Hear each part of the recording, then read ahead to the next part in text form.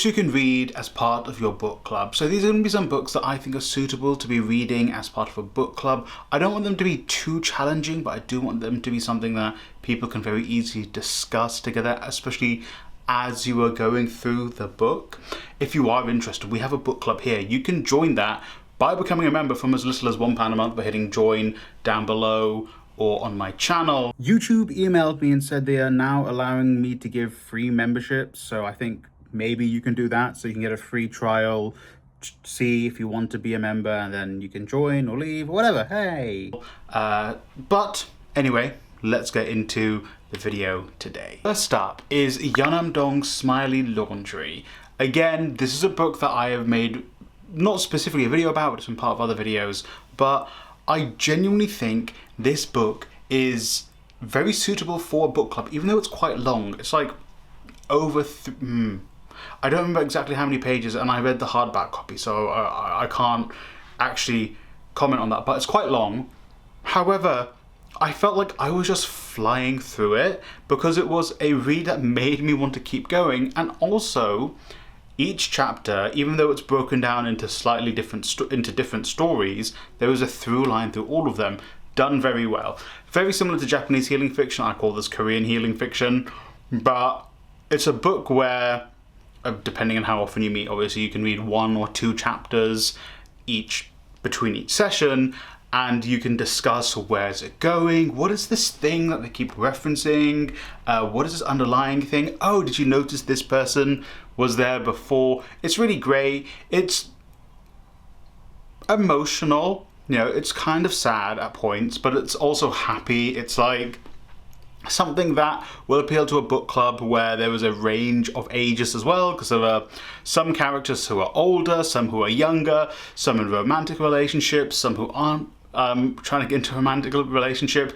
There's a whole bunch of things going on this. I really think it's a conversation starter, and different people relate to different characters more than others, and I think that's really nice. And also, once again, there was one mystery through line throughout, which I think will be something that will really keep the group wanting to keep reading on, and it's not like the most difficult read. It's translated very well. Like, it's translated in a very accessible way, in my opinion. I wanted at least one non-fiction book in here, so I've gone with How to Be an Anti-Racist by Ibram X. Kendi. This book isn't too difficult to get through, even if you're someone who isn't used to reading these sort of political books, these anti-racist or also like black literature. But I don't think it's hard. I think anyone can read it, you know, especially those of us who, you know, aren't from the same background as Kendi. It's many of the things he talks about in this book apply to us too, even though some of us may be ethnic minorities in where we live. So I think it's a really like interesting read. It does get, you know, not frustrating in the sense that Kendi is frustrating, but some of the things that are being spoken about, because you feel like, oh, like you feel angry, you feel emotional, and maybe it's a thing as a group you can kind of discuss and talk it out, and it's a little bit better in that way. You know, for me, I remember reading this and I didn't really have an outlet for it, because I was reading it, I believe, during the winter. I wasn't going out a lot then. It was very cold at that time. It was like always in the negative here in South England, which is just not the norm. Climate crisis, am I right? But I digress.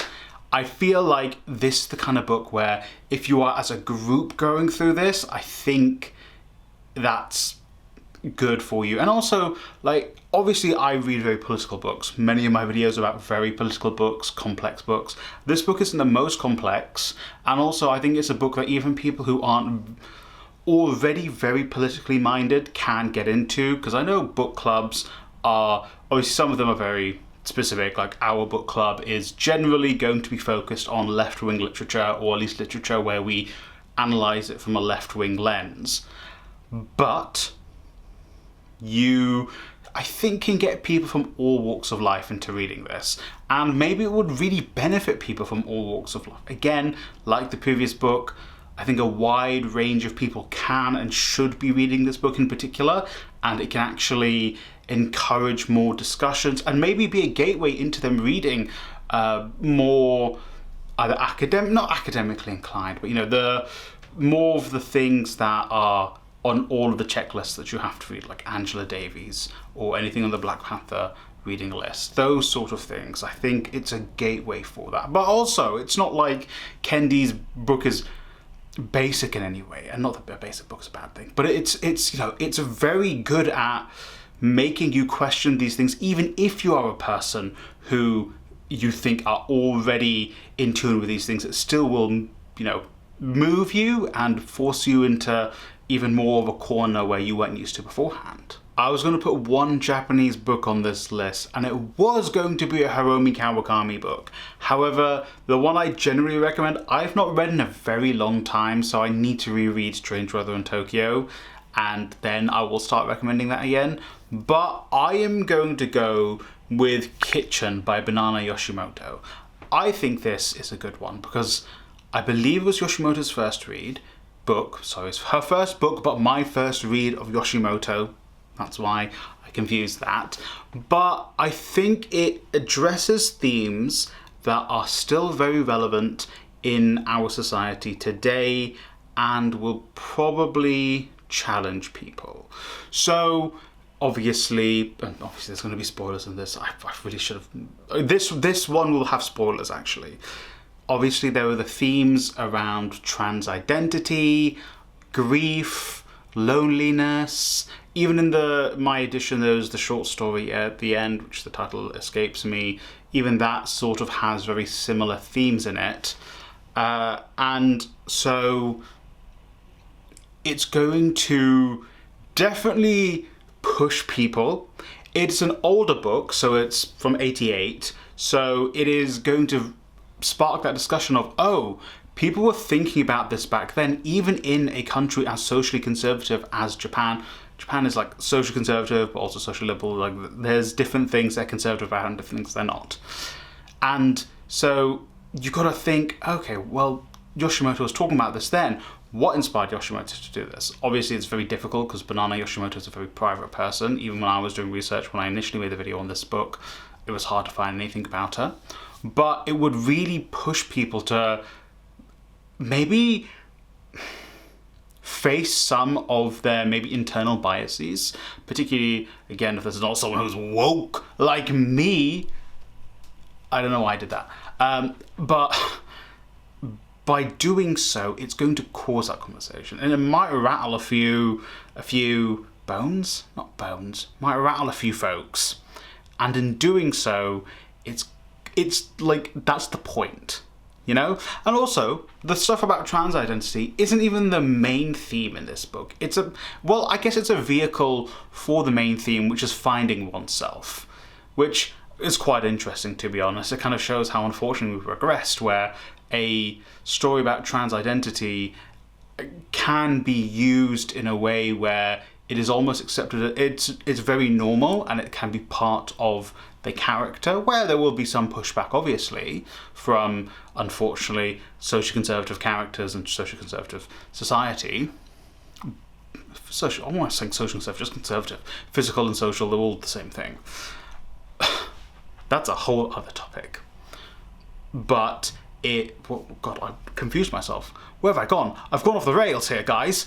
But it will definitely make people think, and also, discuss how even in '88 Yoshimoto was able to talk about this. But if Yoshimoto were to write the same book now, I don't know, just in Japan, but even here in the West, people would be like, oh my god, why is she including a trans character and making them seem like human beings? What is this? Trying to make us feel for this trans person? Unfortunately, that would be the case. And maybe that might, this is one where it's going to challenge people who are in your book club, and you might identify people who you're like, I don't actually want to associate with these people. So I'm looking out for you. But yeah, I think that's the point I would like to raise with this book. But then there's the other themes of, self-discovery, learning to express yourself to others, being one with your emotions. Again, something that unfortunately a lot of young men in particular are being taught to not do by unsavory characters nowadays. But yeah, I think that'd be good. Don't watch the Japanese movie adaptation, because they get halfway through the book and then they ignore it, and I'm like, huh? You took a very emotional and like deep story and made it shit. So don't watch that movie. Look, this might be cheating, but I'm gonna say A Wizard of Earthsea. Now I'm gonna force your book club to read every single Earthsea book. That's right, 6 books, plus there's other shorter books on the side, and there's other media you can read. Then you all get the maps, and then you go off and watch that one TV adaptation, which I don't think was very good, and then you watch the Miyazaki, not the Miyazaki adaptation, the Studio Ghibli adaptation, that wasn't good either. And then it consumes you. It completely consumes everyone. And then they proselytize this book to other people. And then those people proselytize it to other people. And then we've got an Earthsea cult. But anyway, yeah, Wizard of Earthsea, it's really great, especially if you are in a group that likes to try genre fiction. I think it's a really great take on fantasy, far better than that slop Harry Potter. It is well written, it is deep, a lot of good themes, it is memorable, it isn't very long, especially the first book. I don't think any of the books are very long, to be honest, so it's something that you could get through in a month, or however frequently you guys meet, or finish a book in your book club. But yeah, I thought I'd throw in one genre book in here, because Earthsea, it teaches you about finding yourself, it teaches you about collective things, collectivization, being a collective, looking out for each other, understanding oneself, death, how we should value our lives, overcoming depression is a big piece of it, fighting our internal demons, quite literally. It's good. It's a interesting magic system. It is an interesting character who, obviously, if you're going to read all 6 books, develops significantly over the course of them. And then bringing in the other characters, fantastic world building, especially as you go through the books. It's amazing. I need to read some Ursula K. Le Guin's other books. If you have an Ursula K. Le Guin book I should read that is in the Earthsea books, I've only read the Earthsea books, let me know in the comments down below. But yeah, our last book is Wizard of Earthsea, and then all 6 of the Earthsea books, and then Earthsea takes over you. It's going to take out your mind. It's going to take your mind away from you. And so those are some books you could maybe read in your book club. Like I mentioned, we have our own book club here. If you want to become a member, you can do so from as little as £1 a month by clicking join down below, or on my channel. My members, they get access to the book club. There's a movie club. We're going to watch a Mickey 17 this week, to be honest, as of this going out. And then they also get essays, get behind the scenes stuff. I dropped already an additional video this month as well for them. They will sometimes get videos early. Did I mention the essay? I think I mentioned the essay. So you can get all that stuff by becoming a member from as little as £1 a month. There's more than one tier. But regardless, thank you for watching this video. I hope at least one of the books I recommended is one that if you are part of a book club, if you lead a book club, you consider reading as part of the book club. If you do, also let me know either on Instagram or here or whatever. But yeah, thank you for watching. Like, subscribe, share the video with a friend or family member. And hey, I hope you read a great book today. Make sure it's Earthsea. Read Earthsea. Read Earthsea.